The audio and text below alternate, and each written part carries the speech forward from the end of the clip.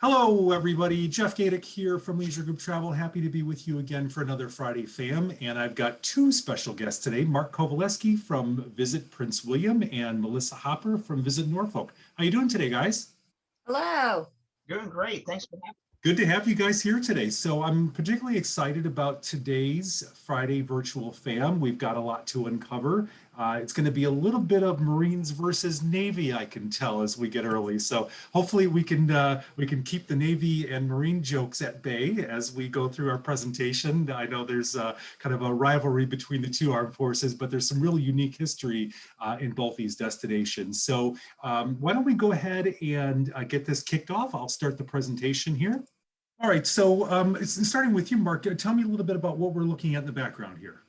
So what we're seeing is Quantico National Cemetery. It's located less than a mile off of Interstate 95, and a lot of people think that it's since it's next to Quantico Marine Corps base, that's only Marines that are interned there, but it's not. It's a veterans cemetery. So it's all branches of the military. Okay. Well, you mentioned location off I-95. I think that's a good segue into the next slide, which talks about where you guys are located. And I think strategically, this makes a lot of sense for groups that are looking at East Coast destinations. I know, a few weeks ago we did Ocean City. So for those folks of you that were on board that one, if you look over to the sort of the upper right-hand corner of your screen, you can see Norfolk, just really a straight shot down 13 there, but Prince William as well, just right outside of the doorstep of Washington, D.C. Tell me, guys, where are you finding a lot of your groups are coming from, either to Norfolk or Prince William? Our primarily feeder markets is like North Carolina, South Carolina, and then also Pennsylvania, New Jersey, and New York. Our close proximity to Washington, D.C., we do see a lot of student groups as well as adult groups.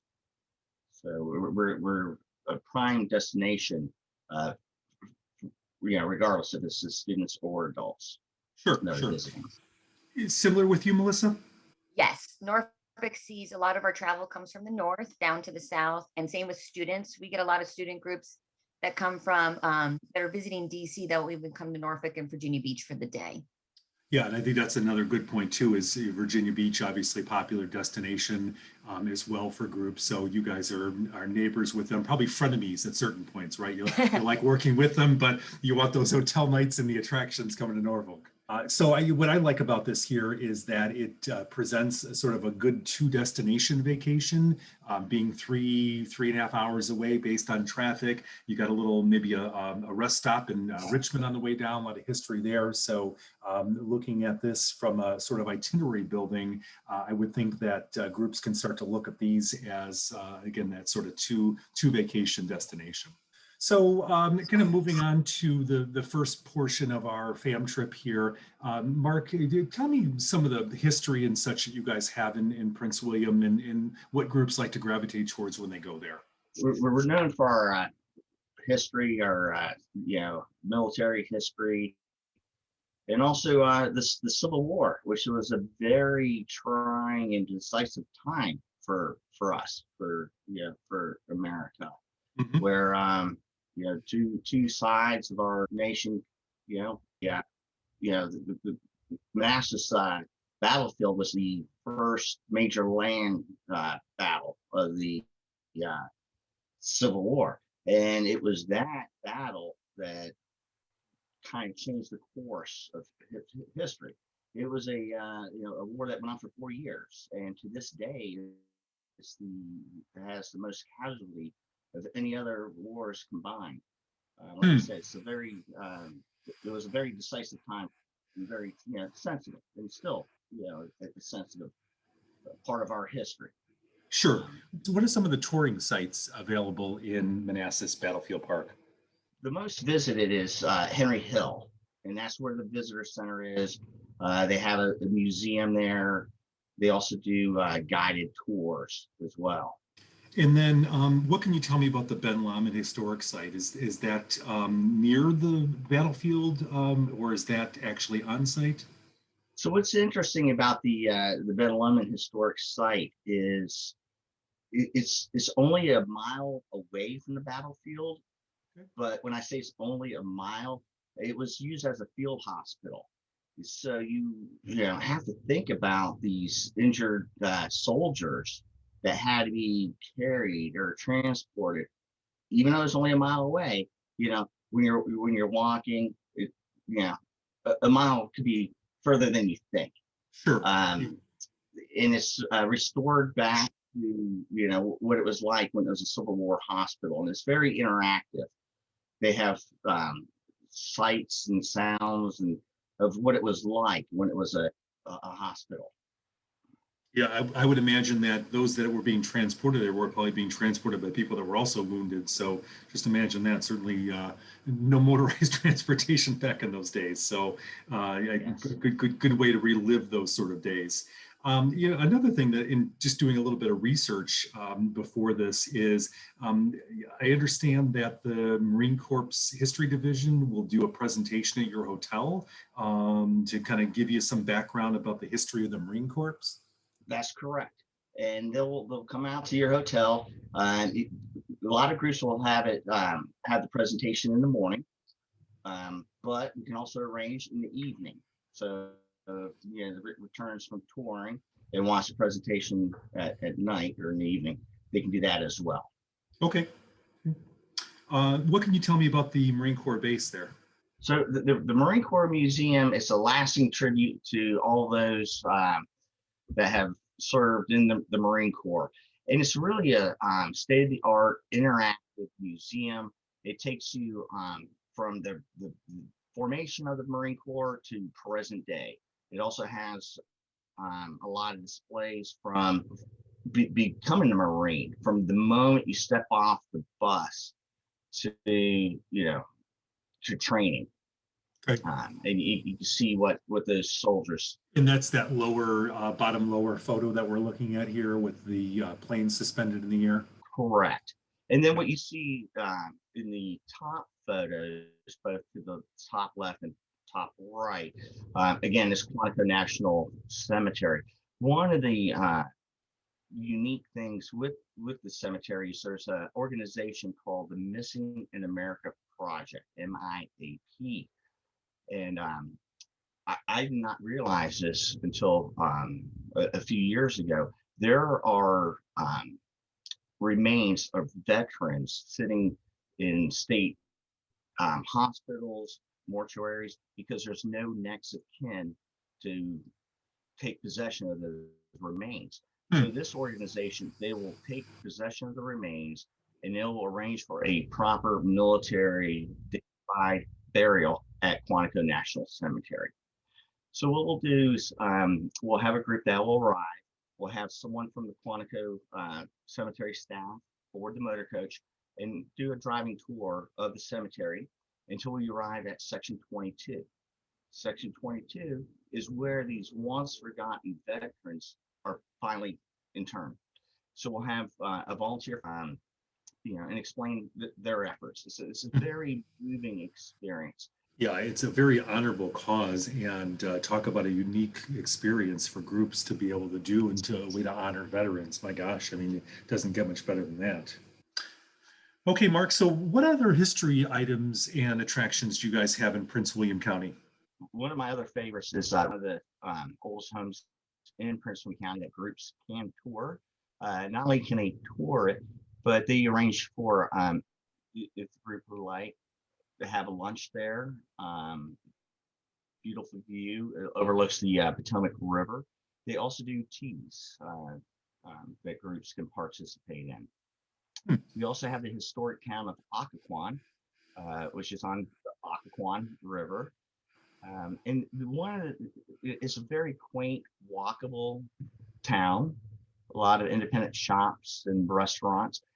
One of my favorites, again, is the fact when the group arrives, the mayor, Mayor Porta, is very passionate aboard the motor coach and give a tour of the town, which is really kind of neat. It takes about 45 minutes to 60 minutes, and it's a great way to be acclimated to the town. And then we give the group free time to shop and dine. The other thing we do in Occoquan is a progressive meal. So we'll have an appetizer, at one restaurant, and entree at another, and dessert. So it's a neat way to kind of experience a little bit of everything that's offered. Very cool, very cool. Well, let's transition here. One of my favorite subjects is wining and dining. I know you guys have got a lot of great restaurants here. So tell me about that location we're looking at and the sort of bottom center, that big photo. Bottom picture that you see is Madigan's. So a waterfront restaurant. They're known for their seafood. It's great because it has indoor seating, outdoor seating, and it's just a great way to experience, Occoquan and everything it has to offer. And then the two pictures on the top is Farm Brew Live. This is what we call a destination brewery. Even though it's a brewery, they do have wine. They do have other beverages to indulge in. But there's always something going on, whether it's a band playing or an acoustic guitar player. And then we have the very top right is a Black Sheep restaurant. This is a historic dairy barn that they refurbished. You just see it, it's beautiful. It's breathtaking. Mhm. Any other favorite group-friendly restaurants that you can think of, Mark? Yeah, we have quite a few group-friendly restaurants, and it just depends on what you're looking for. We have the national chains, and we also have local independent restaurants, and we work very closely with our restaurant partners to accommodate groups. As we know, groups have special needs and wants, and we have quite a few that will meet those needs. Cool. Okay. All right. Well, I'm going to go ahead and take a little trip about 3 hours south of Prince William and head into Norfolk. Melissa, how are you doing today? Good. How are you? Oh, no complaints, no complaints. So I've been to the area before, so I've got a little historical knowledge, but certainly looking forward to getting an update from you on what's going on. So tell me about some of the things that we're looking at here on the screen. Well, Norfolk, Virginia, we are 30 minutes below Williamsburg, and we're right next to the beaches of Virginia Beach. You're looking at we are home to the world's largest Navy base, Naval Station Norfolk. So on the bottom of the screen, that is the Nauticus campus. Nauticus is a science center that takes you into the Battleship Wisconsin. And next to it is the Battleship Wisconsin, which is the largest and last battleship.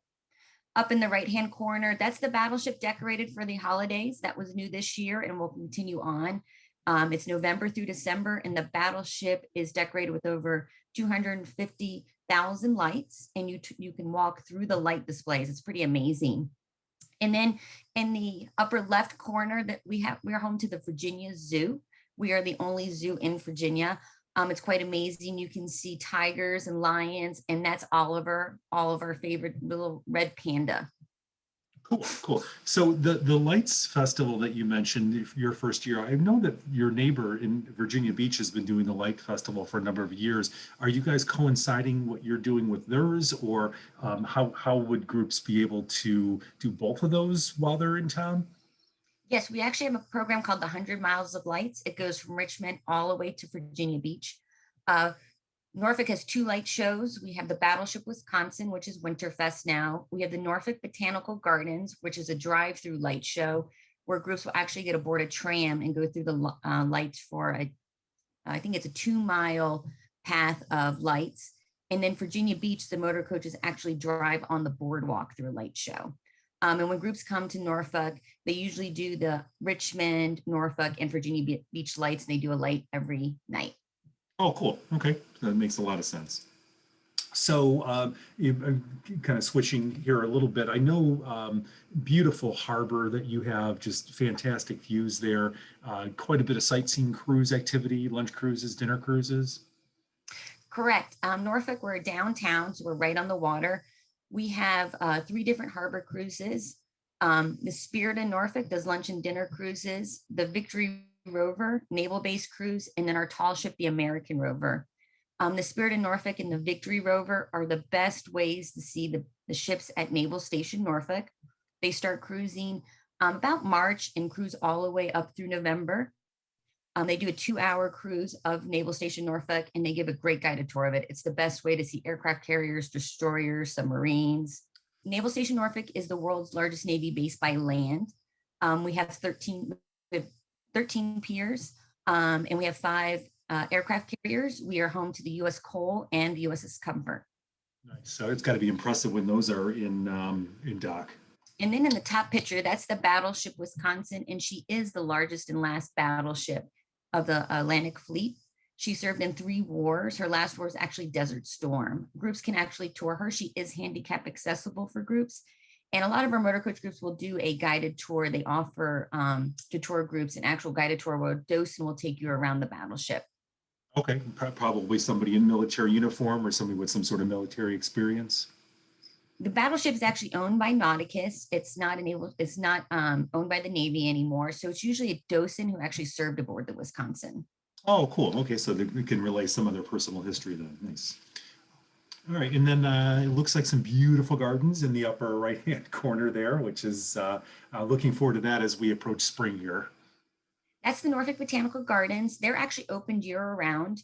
They're the largest garden in the state of Virginia. It's over 175 acres.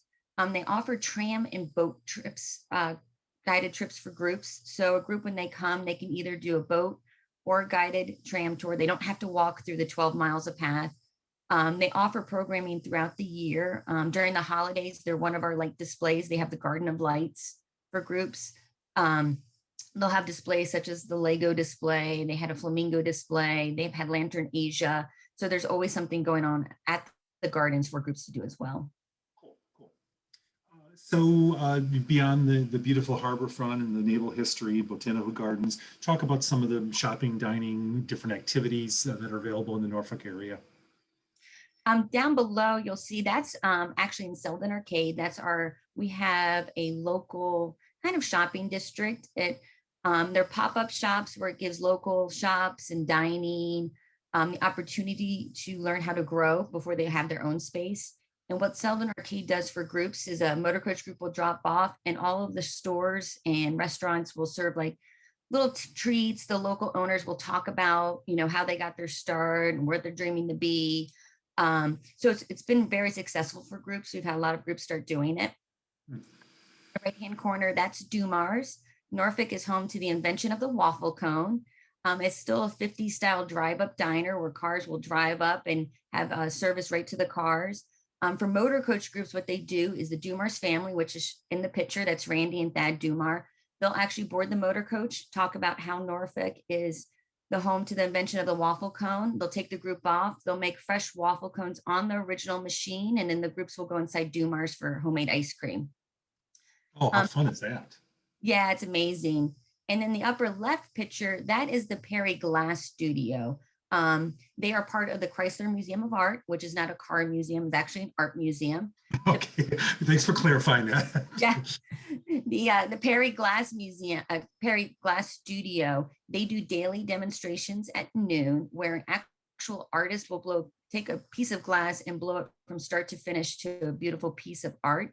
It's set like a theater, so groups are in seats, and it's free. Oh, that's awesome. I've actually seen that done before, and it was one of those experiences that kind of going in, I was like, all right, we'll do this. And just seeing the artistry that happens when somebody's blowing glass and the transformation of the process is just really mind-blowing. What about any other group-friendly restaurants? I know you guys have got a pretty good hotel selection down there as well. Melissa, what else can you tell us about Norfolk? Well, right behind me on the water, there's Waterside District, and that's a great place for groups to do lunch or dinner on their own. It's filled with restaurants. They always have entertainment going on. We also have Norfolk Premium Outlets, which is a great dinner or lunch spot. Our outlets are outdoors. In downtown, too, we have a ton of group-friendly restaurants, such as Freemason Abbey, Omar's Carriage House, which was an actual horse carriage house and now a restaurant. Freemason Abbey was a church at one time and still looks like a church. And then we have a ton of restaurants on Granby Street, such as Brick House, Anchor Bar, and Southern 7511 that all welcome groups. So tons of options for groups, especially downtown. Good, good. And you can kind of help facilitate that process as well. Correct. Okay, well, one thing I wanted to bring up before we close it out and go to the Q&A session is the Virginia Tattoo, which is just one of those iconic group events. And anybody who's been before is just amazed by the pageantry and the artistry of this event. Back for 2021, I understand, in an outdoor venue. Correct. So the Virginia International Tattoo is going to go on. It's going to be held at Old Dominion University for the first time, which is in their football stadium. So we'll be outdoors. The stadium can sit around 20,000 people. I think they're only going to allow 3,000 for social distancing.